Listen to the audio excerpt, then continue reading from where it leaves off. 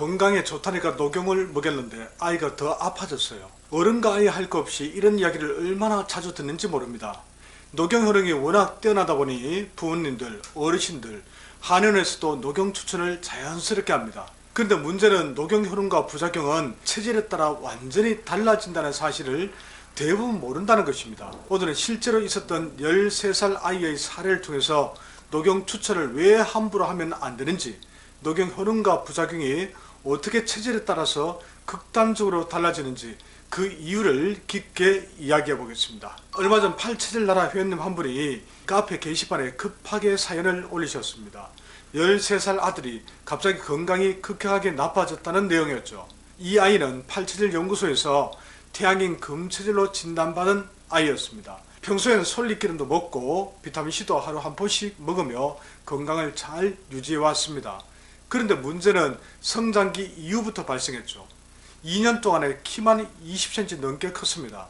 하지만 몸무게는 너무 부족했던 것이죠. 그래서 한의원을 찾았더니 혈이 부족하니 녹용이 들어간 보혈보약을 먹어야 한다고 하더랍니다. 그래서 녹용보약을 먹이기 시작했는데 너무나 당연하게도 결과는 보약이 아니라 독약이 되고 말았죠. 아이의 소화기능이 급격하게 무너졌습니다. 속은 부대끼고 밤마다 꺽꺽거리고 결국 포당 수액을 맞고서야 조금 진정이 되었습니다. 하지만 조금 나아지는가 싶더니 다시 메스꺼움이 반복되고 아이의 컨디션은 계속 떨어졌죠. 그러던 와중에 한의원에서는 이번에는 공진단을 먹여보라고 추천했습니다. 하지만 여러분, 어떤 최고의 건강식품도 체질을 고려하지 않으면 약이 아니라 독이 될 수 있다고 하지 않았습니까? 공진단도 예외가 아닙니다. 체질에 맞지 않으면 100% 부작용으로 돌아옵니다. 물론 녹용 효능 자체는 매우 뛰어납니다. 피로회복, 면역력 증가, 성장 촉진, 혈액순환 개선 등 끝이 없습니다. 그러니 보약 중 보약으로 불리는 것이겠죠. 그런데 녹용은 양적 에너지가 매우 강한 약재라는 것, 그래서 양이 강한 체질은 음양균형을 무너뜨리고 몸의 열을 강하게 끌어올리고 간에 큰 부담을 줄 수 있습니다. 이런 양적 성질이 바로 녹용 효능과 부작용을 결정합니다. 즉 가장 다수 비율을 차지하는 금음체질과 금양체질, 그리고 소양인은 양적 기운이 강하고 간이 약해서 치명적인 결과가 생길 수 있습니다.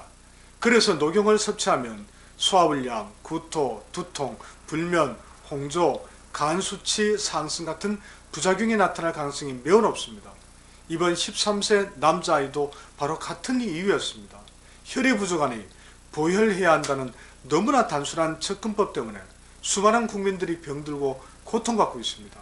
이것이 지금 한의학계의 슬픈 현실입니다. 그렇다면 이미 녹용 부작용이 생겼다면 어떻게 회복해야 할까요? 팔체질연구소에서는 다음과 같은 방법을 권해드립니다. 첫 번째, 비타민C를 첨가한 포도당 수액입니다. 무너진 간 기능을 가장 빠르게 안정시키는 방법입니다. 포도당 수액이 어렵다면 비타민C 수액만으로도 회복 효과가 충분합니다. 두 번째, 녹두죽 섭취입니다. 녹두는 대표적인 천연 해독제입니다. 열을 내리고 간을 안정시키고 위장의 부담을 즉시 낮춰줍니다. 세 번째, 조개국이나 복지리 섭취입니다. 조개는 간세포 재생과 해독에 매우 좋고 복어는 해독식품으로 이보다 더 좋은 게 없습니다.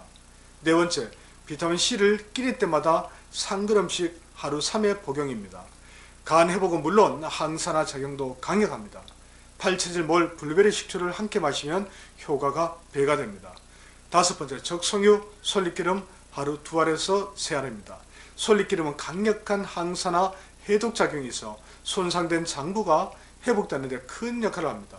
그리고 몸이 회복되면 체력 및 기력 회복에 좋은 해삼차 등의 체질별 제품이 팔체질몰에 있습니다. 그러니 이런 제품을 활용하시면 부작용 걱정 없이 여러분의 건강을 챙길 수 있을 겁니다. 여러분, 녹용은 약이 될 수도 독이 될 수도 있습니다. 그러므로 핵심은 단 하나, 바로 체질입니다. 간이 약하고 양적 기운이 강한 태양인 금체질과 소양인 토체질은 절대 녹용을 복용해서는 안 됩니다. 태어민과 소민도 본인 체질을 잘못 알고 있는 경우가 너무 많습니다. 그래서 역시 조심해야 됩니다. 그래서 녹용 추천보다는 먼저 해야 할 질문은 단 한 가지입니다. 내 체질에 맞는가? 이 질문을 하지 않는다면 녹용은 약이 아니라 가장 나쁜 독약이 됩니다. 그래서 여러분께 꼭 말씀드립니다. 건강을 지키고 싶다면 녹용 추천보다 먼저 체질 진단이 무조건 우선입니다. 체질 상담이 필요하신 분들은 가장 정확한 팔체질연구소 서울 및 대구 상담을 이용해 보시기 바랍니다. 감사합니다.